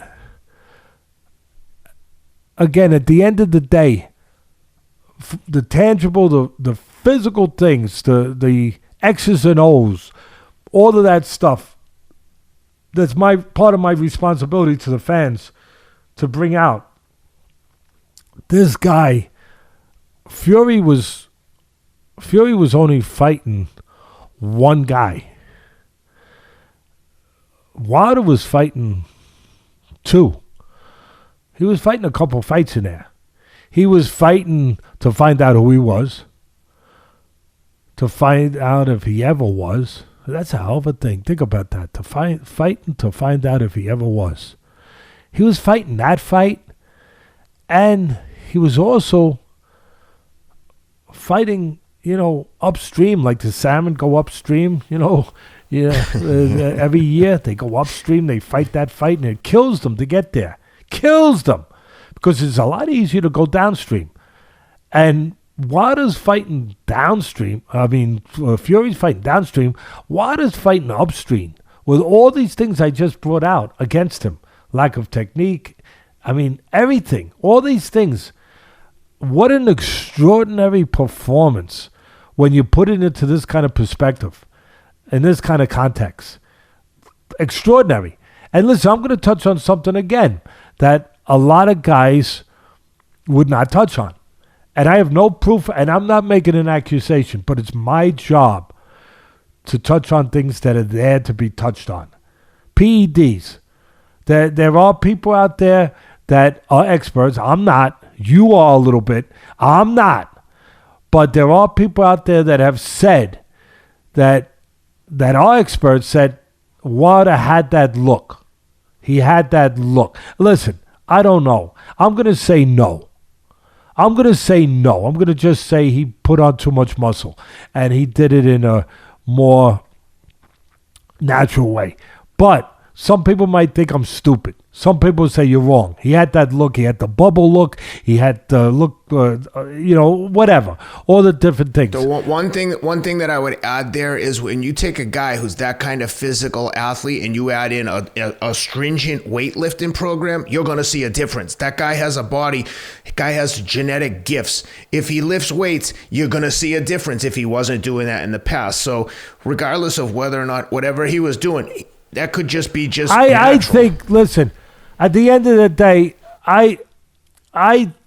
there are experts that didn't think that you could get to that level naturally. But I believe that until I'm proved wrong, that it was natural. But I wouldn't be fair to what I consider my responsibility. I wouldn't be up to my responsibility if I didn't put it in there, since enough people brought it up and touched on it. But again, I believe that it was natural, but it was a mistake. And I believe I know why he did it, because he was looking for help. And the only help he needed was two places, within himself and to get somebody that he didn't get, and he's never really had, I guess, to just improve. And maybe it's part that he doesn't want to be helped in a coaching, technical sort of way. Let's be fair here, Teddy. Maybe it's that somebody didn't try to teach him, but maybe he's arrogant towards it. Maybe he's not a great learner. Maybe he just has great power and great instincts and great heart and great will and great soul. But maybe he's not a guy. Maybe he's not a guy that is coachable or wants to be coached, because you can lead a horse to water, but you can't make him drink. I don't know. But I do know that with the gift of power, it can be a curse. Because sometimes when you're given that great gift from nature, from God, if you will, of power, like I said, punches are born, they're not made. When you're given that kind of gift, it could become a curse because you don't think you have to learn anything else to supplement it. You think that the power's enough. You get intoxicated. You get dependent on it. You get arrogant about it. You get cocky about it. You get, if you want, go real strong. You get almost like a god complex where I got this power nobody else has, and when I hit you, you're gonna be gone. You're gonna be gone. I don't care if I don't know how to throw a jab the way the Marquis of Queensberry says you should throw a freaking jab. But when I hit you, it's over. And sometimes it could be a curse because you don't think you can learn other things or you have to learn other things. But guess what? In this business, sooner or later, you're going to find out you do. You're going to find out you do. Because there's certain guys that they can punch too. Or they might never be able to punch like you. But they can do other things to even the playing field. And to surpass you. And they refuse to get knocked out. What are you going to do then when you can't knock a guy out? What are you going to do then when your power's not enough? When you need other things other than your power? What are you going to do then? Then you're up a creek without a paddle. And I think part of it is he got up a creek without a paddle in that area, in that way. He also, a lot of people say, well, Teddy never learned how to throw a left hook. I kind of laugh. He does throw a left hook like he's erasing a chalkboard. You know, you go like this, you go right across. I mean, he does. He throws a left hook like he's got a towel in his hand and he's wiping a windshield clean. I mean, it's kind of absurd. It's not a left hook. It's not a proper left hook. And some people said to me, Teddy, the guy don't know how to throw a left hook. Well, there's a lot of things you don't know how. That's one of his problems, but that's not his only problem. But to that, he never learned that no matter what kind of left hook you're throwing, and that's not a good left hook, but you don't lead with it in front of a guy that's got a right hand. Because if you lead with a left hook, as I said earlier in the show, in front of somebody, you leave an opening for a straight punch to beat you. I mean, if you took the simplest, geometry class, straight line beats a round line. I mean, it doesn't get more simple or basic than that. So I never allowed my fighters to throw a left hook in front of a guy because a right hand can beat you to it. And he got hurt several times just from that. If you go back and look, just from throwing whatever you want to call that I don't know, whatever you want to call it, left hook, I guess. Just throwing it in front of the guy, he got hurt just from that. So those are all the things that he was dealing with, all the things that are some of his sins. I've said it before. In the Catholic religion, which I'm a Catholic, we all have our beliefs, and some of us have different beliefs that whatever, and I respect all of them. But in my religion, there are sins, menial sins and mortal sins. Now, the menial sins are the ones that you don't have to go see the guy with the horns, if you do those, Unfortunately, I've done some of the ones where you have to go see the guy with the horns, but I don't know. What do you mean? So, I didn't do a lot of menial. I did a few mortal, so I'm sorry. But the mortal ones are the ones that send you right over to the place where there's no air conditioning. But there's a way to deal with it. It's called confession. You go to confession, you confess your sins, and it erases them. The priest gives you some kind of, couple Hail Marys, couple Our Fathers, and some penance. And you erase those sins, hopefully. Well, when you have the great power that Wilder has, it's like having your own confessional box. That you go in there and all the sins that you make all night long can be erased with one big thunderous right hand. The problem with Wilder is he doesn't, in the ring, he doesn't do a lot of menial sins. He does mortal sins, where he leaves himself, and in boxing terms, what do I mean? Where it leaves yourself wide open for obliteration. Menial sins are like you get hit with a jab once in a while. That's a menial sin. Mortal sins, you're getting hit with freaking right hands on the kisser. That's not good. And the temple. Those are the things that he needs to confront. He needs to deal with. He needs to somehow, I don't know if he could come to terms with that. I don't know if his personality, his makeup will let him come to terms with these things that I'm talking about. At the end of the day, again, and the reason why I brought up the real quick PEDs, even though I don't think he was on them, but there are some that are pointing to that. So I have to touch on everything.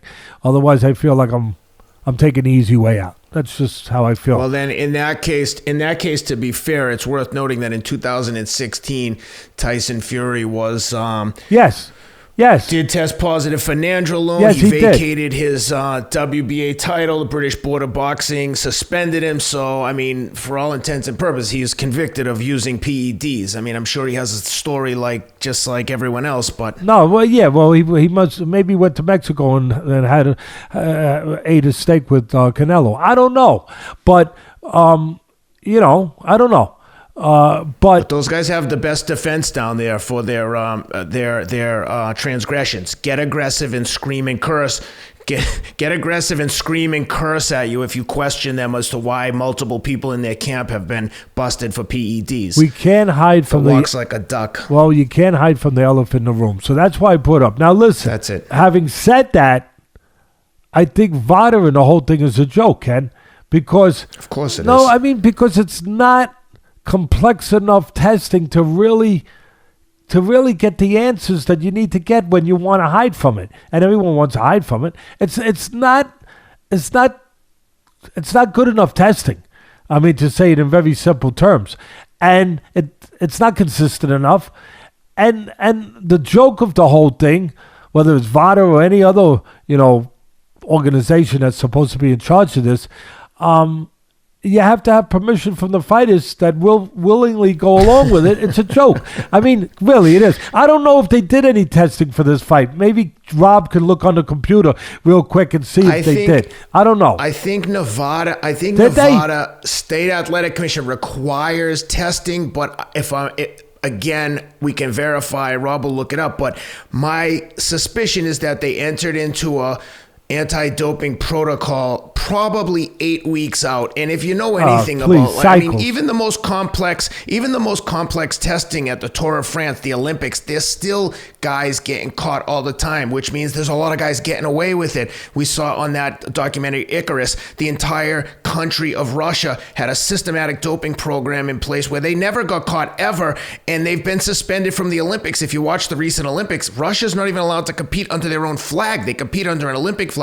The point is, it's hard enough to catch people when you have a comprehensive, in-depth testing protocol like VADA tends to run, but the only way that you're ever going to have consistency is if you test 24/7, 365, so you can test out of competition. Otherwise, the possibility exists that these guys go on a cycle, get big, get fast, get strong, come off it in time to enter into the VADA protocol. 8 weeks, you're off the gear. But for the, however long you're on it, theoretically, you can beat this every day. I always say that I think that a lot of these boxing programs are more of an intelligence test than a PED test with the right doctors and people behind the scenes. I think that they're beating this system on a regular basis. That's just my opinion.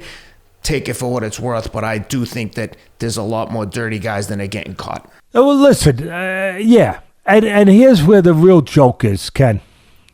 That you got these joking, really, so-called protocols and organizations to so-called look out to make sure you're not using PEDs. You have to get the fighters to allow it. You have to get them to agree to it, which is unheard of. Because when you think about it, it's the only sport where it has to be voluntary testing. You got all the other sports, you have to test. It's involuntary. You have to test. They're not asking you for permission.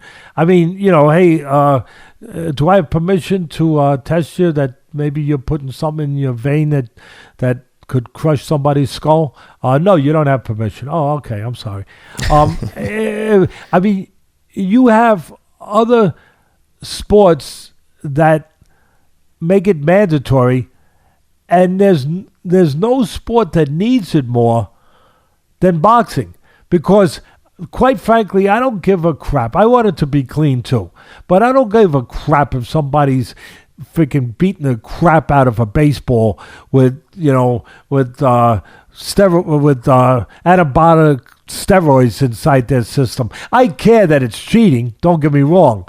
I care for the integrity of the sport and for the other guys who aren't cheating, but I could give a crap whether or not the cover comes off the ball, okay?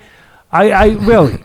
But I do care if somebody has something in their veins that's going to allow them to punch somebody in the face much harder. That I care about. And that's where the line should be drawn. And the priorities should be put in place where it's mandatory, where somebody should have some sense. But that's the problem. You have no national czar. You have these separate commissions. They do what they're told by the promoters who are making money for them, paying their bills, giving them a job, and on and on and on and on and on. So that needed to have a little say there. At the end of the day, PEDs, no PEDs, he was overbulked just from lifting weights. He was fighting an uphill fight, like I said, going upstream with all that extra muscle. And one thing I got to say very clearly, all the PEDs in the world ain't going to make your heart better. They ain't going to make you have a soul and find a soul the way Wilder found his soul. All the stuff in the world ain't doing that. That's on you, brother. And he did it.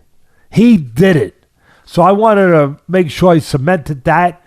If there's nothing else to really break down with this fight, from the X's and O's and the physical things that were taking place inside that ring, that I think we covered pretty damn good. I would like to touch on why Wilder, because I know a lot of people asked why Wilder supposedly refused to take congratulations from Fury. I'm glad you brought that up. When you said if there was nothing else, I was going to say the one thing that I would have liked to have seen after Deontay Wilder behaved the way he did during that fight, it literally changed my view of him in part.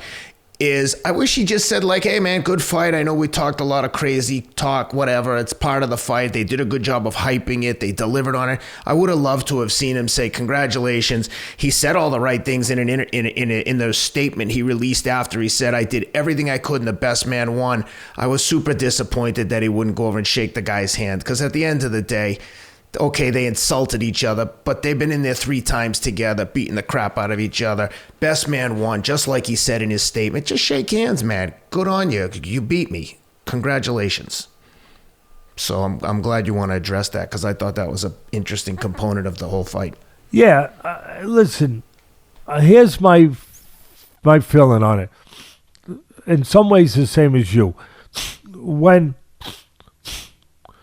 when these two guys act like warriors inside that squared circle in that chamber of truth, as I often would refer to it, and as the great Larry Merchant, I believe, once referred to it many years ago, when it's all over, you very, very seldom, if almost never, you do not see those two combatants showing mutual respect.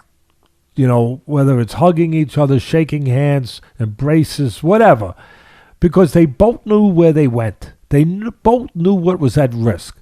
They both knew what it took to go to a place that most people will never have the capacity to go to a place where it's dark and you got to bring your own freaking light.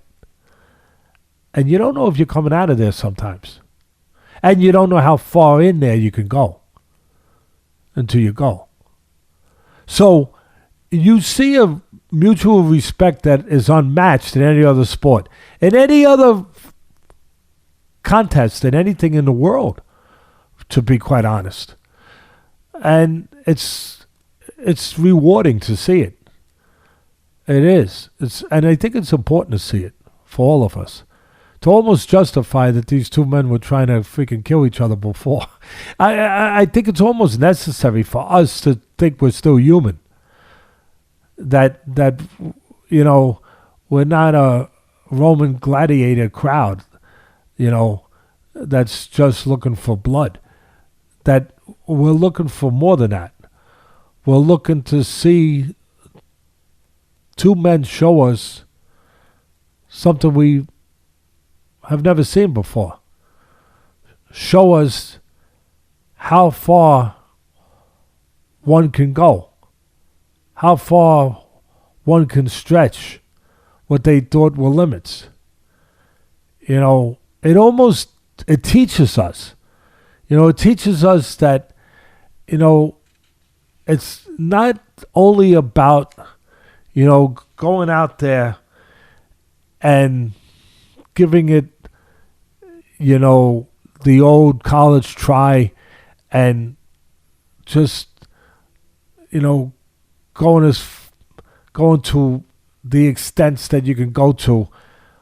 But it's almost like it's reminding us in a strange way that we have a responsibility to find out. We always say, do your best. But it almost takes it to another place. Do your best, but almost like you should have the curiosity to find out what could be. What could be out there for you? What is possible? And you can never find that out until you're willing to go beyond where you've ever gone before. You're willing to take that risk. You're willing to go into, as I often say, that dark place and not stop when it gets dark, but instead keep going. Even when you sometimes can't see where the hell you're going. I know that sounds crazy, but, if those voyagers, if those, explorers many, many years ago didn't keep going out on the ocean, we never would have known that the world's not flat, that you don't fall off. And in some ways, they teach us to be our own little voyagers, to be our own little, discoverers, to discover, how far is too far and what is never too far. They teach us that. They show us that. And sometimes it gets pretty brutal. And again, I think we need to see them embrace the way they often do, almost always do. We need to see them embrace to know that we're still human, to know that there's a reason why we watch this. It's not just about somebody being knocked into their unconscious state. That it's about things that are more valid than that, more meaningful, more important than that. And that they show us that by embracing and giving that respect to each other. So I think that a lot of people were upset by that. And I heard that there was a lot of people, and you were upset about it. But for me, I want to give a couple, not excuses for it, but I want to point out a couple things that haven't been pointed out about that. The way that Wilder acted afterwards, or didn't act afterwards, that did not bode well with everybody. First of all, he's concussed. You don't need a doctor to tell you that he was concussed. Believe me, he was concussed. So to have to do that immediately afterwards when you're concussed, that is part of the scenario. I'm not making an excuse for him. But the other thing is that it's how many people out there, we always want to see a gracious, guy in defeat. But was Michael Jordan a great loser? I don't know that he was. I don't think he was too good a loser. That's a very good point. I think that sometimes you don't want to see a good loser. I mean, I know you want to see gentlemanly behavior. You want to see the things I just talked about. You want to see that. But do you always want to see...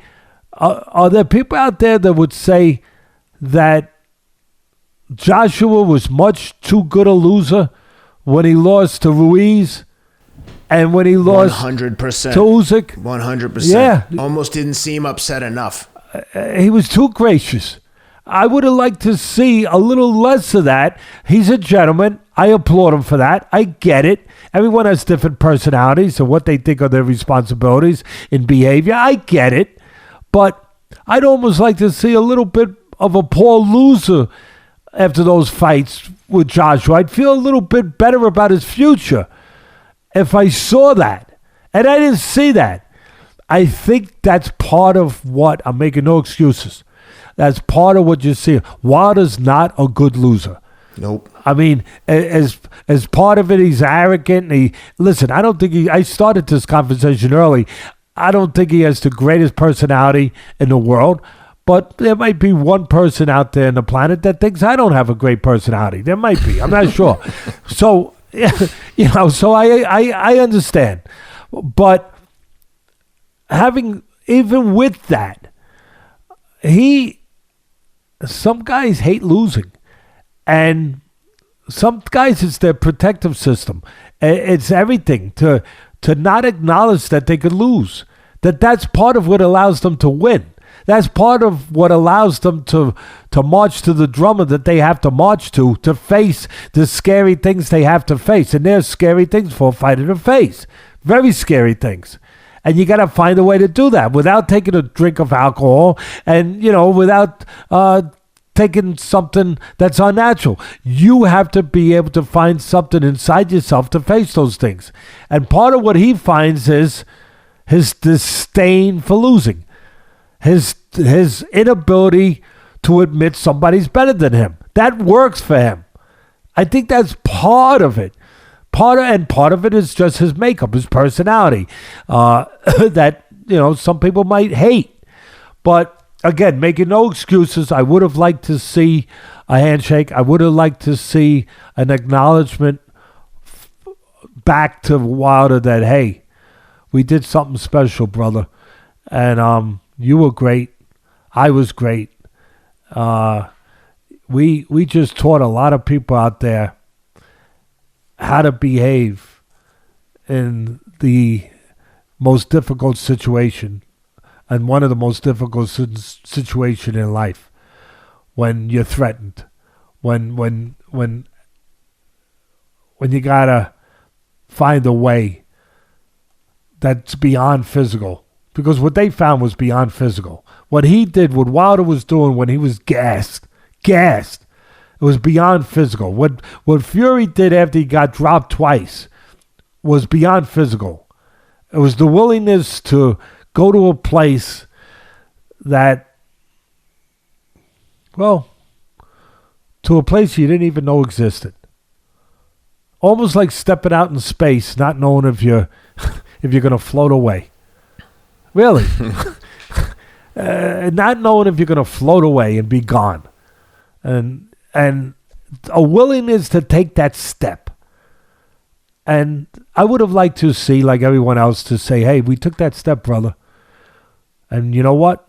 We just set a standard. We just set a sort of tablet for people to maybe take their step. To take their step. When they're in a similar situation of doubt, of fear, of threat, of danger. So, yeah, I would have liked to see that. But as I said, look, we saw what I got to be fair, as I always try to be. I'm not just giving an excuse to him. I'm putting it out there what he did and didn't do. Wilder. We also didn't see what we liked when we saw McGregor and Poirier. Let's be honest. I know McGregor had a broken leg. I get it. So you can maybe make that excuse that he had a broken leg. He wants to keep his image up. The adrenaline was flowing. You could make that excuse, but you would be doing just that, making excuses. Yes. There was no excuse for his behavior. But at the end of the day, we would have liked to see much better behavior. We would have liked to see him at least acknowledge that, hey, brother, we went out there and we do what we do. We put it all on the line, and God bless. And of course, our friend Dustin Poirier took the high road after some terrible things, and that's where it was different. Wilder didn't go down that road at all, but after some disgrace, terrible things that was said by McGregor. What does our friend Dustin Poirier do? He's got a choice. He could go back with the same stuff, but no. He's got enough character, enough grace, and enough class, if you will. What does he say? He says, get home safe. I get home safe to your family. I hope he gets home safe. And what did Fury, to his credit, say? I pray for him. Same thing. I pray for him. And again, Wilder wasn't saying these derogatory, nasty things. He just wouldn't acknowledge his handshake. He wouldn't give back what was being offered to him in that way. And that bothered a lot of people. And, Wilder has a certain personality that not everyone's going to like. And you know what? Who knows what's truly behind it? I know he has a great story that I do like. He's got a great story of a disabled daughter that he takes care of. That he actually started boxing at about 19, 20. He started late. Part of it was the goal was to be able to take care of and provide for her. I like that story. That person's there.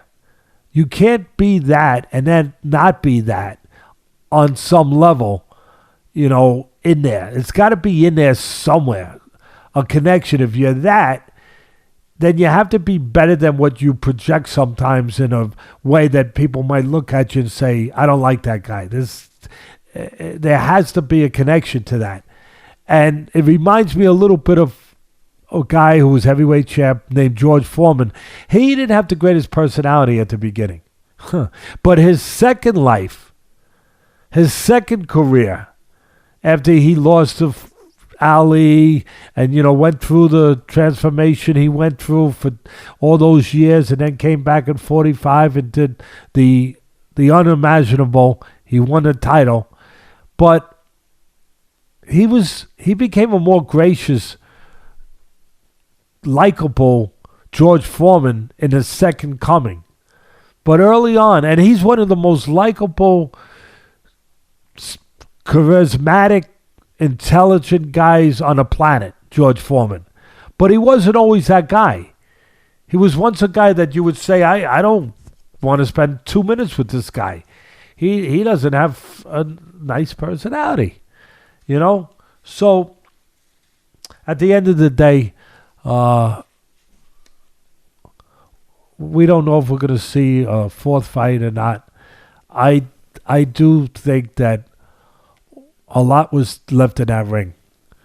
And I always say that, I've said that forever when I called the fights at ESPN, that the reason why these fighters can't get paid enough in my book is that every time they get in a risk, or every time they get in a ring, they leave the ring with less of themselves than they went in there with. And there's no doubt that Wilder particularly left that ring with less of himself physically. And he needs a long rest. And I wish him well. I congratulate, as I said earlier, the two of them for teaching us, for showing us how to behave when you're in the most impossible, difficult, scary, threatening situation you could ever be in. I thank them for that. One, as an aside, did you happen to catch the interview after the fight with Tyson Fury? The battle, the scrum between Bob Arum and Frank Warren to see who could get in the shot with Tyson Fury being interviewed. It always makes me laugh when the promoter wants to be in that interview at the end, as if they were somehow involved in the actual combat. Like, I love when the trainer's there and Tyson Fury grabbed Sugar Hill, made sure he got the recognition he deserved. But it's always funny to me to see the promoter getting in there. Like, you just see their head pop up behind them, like behind the fighter, like, hey guys, I'm here too. Anyway, I thought that was funny. A quick, Teddy, I just want to give a quick thank you to Rick Brzezinski, producer extraordinaire over at Showtime and Bellator. He got me tickets to the Bellator fight that happened in London, the Douglas Lima against Michael Venom Page fight out in Wembley. Thanks, Rick. Those seats were unbelievable, front and center. Awesome treatment. Thank you, Teddy, for arranging. I had a great time. Congratulations to Bellator putting on an awesome event in Wembley. My God, the fans there were passionate, and they were out in droves, and they almost blew the roof off the place. So how'd they treat you? How'd the fans treat you over there? They recognize you? Oh, fantastic. It was great. The only downside was that Roy Jones was sitting with me, and if I tell you, every single fan in the arena came by at some point, stepped on my shoes as they were grabbing Roy in a headlock. This is the move. Geez, I really hate to do this, but do you mind if I get a selfie? As they put him in a guillotine choke and take a selfie, whether he likes it or not. And unfortunately, when you're in the path of these guys, it's like, yeah, dude, I know you're here, but I need a picture with this other grown man, so I'm gonna just come charging right through like you're not even there. So you mean yes, they were great, they chose to get a picture of Roy over you? Maybe like every third or fourth guy recognized me and wanted to, but they didn't want a picture at the expense of missing a picture with Roy. Roy has a great personality. He's a good guy. He's the best. I mean, what a good sport. Like I said, people don't ask. They grab you in a headlock and say, I hate to do this, but can I get a selfie? In other words, hey, I don't care what you think. I'm taking a selfie with you, and I'm going to put you in a headlock to do it, even though I'm sweaty and drunk. But so that part of it was fun. But no, the fans were great. They always are in the UK. They're passionate. They come to party, and it was a lot of fun. So thanks, Rick. With that being said, before we sign off, Teddy, I just want to remind people, if they like hearing the stories about your journey in the sport of boxing and some of the athletes that you've trained and your own personal journey with Customato, a reminder that you should check out Teddy's book, Atlas, From the Streets to the Ring, A Son's Struggle to Become a Man. It's available on Audible in audio format. It's also available on Amazon in paperback. Great book. Can't go wrong there. And if you'd like to receive a personal message from Teddy, please check out Cameo. Go to Cameo and search for Teddy Atlas. You'll find him there. And, I've seen some of the messages you've sent to people. They're quite inspirational. And, sometimes people are going through things and they could use, a little motivation from the master, Teddy Atlas. With that said, Teddy, I think we covered it all. This was a long one, but there was a lot to cover in this event, and I appreciate you for doing this. Anything you got before we sign off? Yeah, I want to read one thing, a real short paragraph and a half that I wrote. Hats off, because I wrote it when it was fresh in my head right after the fight. Hats off to both for showing us again that man, when driven, when possessed with a special purpose, he can go to places never seen before. And by doing so, he can teach us all that not only more is possible, but it's necessary for us to always be searching to find more, to find places to uncover, to search out, so that when this journey called life comes towards the end, we know we've gone as far as we could. I just wanted to put that because to me, that was what I got out of tonight. That's what I was left with. That reminder, that message. And you don't get that kind of message very often in life by watching competition of two men. But you did get that message. You get it sometimes in UFC. We've gotten it. But you got it Saturday night. Yep. And one last thing before we sign off, I just want to give a quick shout out to our friend Bardia over at premierfightpicks.com by Bardia Helmy. He's been on a tear the last 4 weeks. He's got a 50% winning record, publicly tracked for the past 3+ years. If you like to bet on fights and you're looking for help picking winners, please check out premierfightpicks.com to subscribe. There's 5 UFC events scheduled for the next 5 weeks. Perfect time to sign up. He also gives out a ton of free picks on his Instagram page, which is at Premier Fight Picks, and on Twitter at PFP Handicapping. So please give Bardia a shot. He's been advertising with us for a while. He does a great job. With that said, Teddy, 200,000 subscribers. You think we can get there tomorrow? We're 1,000 away. I'm going to say the people that have control over that are the good people we're talking to right now. It's in their hands. And I believe in those people. I more than believe in them. I say thank you to those people. And as I've said, you've said, if you like what we do and you're there, so you obviously do, and you want us to keep doing it, then please go subscribe, because that's the only way we can keep doing this. If we're able to continue to grow and grow from those, from you beautiful people out there. So my answer to you is it's in the hands of people I trust. So I'm going to say, yeah. I'm going to say, yeah. If not tomorrow, the next day. But all right. I'm going to say it's going to happen in the next 1 or 2 days. So if you're watching this on YouTube, please just click subscribe. It really helps us, all joking aside. Appreciate everyone. I feel like Captain Kirk. Remember Star Trek? Yeah, of course. That was a great show, right? I feel like Captain Kirk, with the Starship Enterprise. Moving on to discover new places out there, new frontiers out in space, moving forward. Well, that's how I feel. Beam me up, Scotty. Beam me up. Beam me up, Rob. Get me out of here. All right, guys, thanks for being with us. We'll be back next week. Lots of good action coming up. Like I said, we got 5 weeks in a row of UFC. There's some huge fights coming up on the boxing calendar. Stay with us. Like I said, please subscribe, share the links, leave us some comments. Thanks for being with us, and check out Box Raw 36 Collection from Teddy Atlas. Looks good on you, kid. Take it easy. Thank you, brother.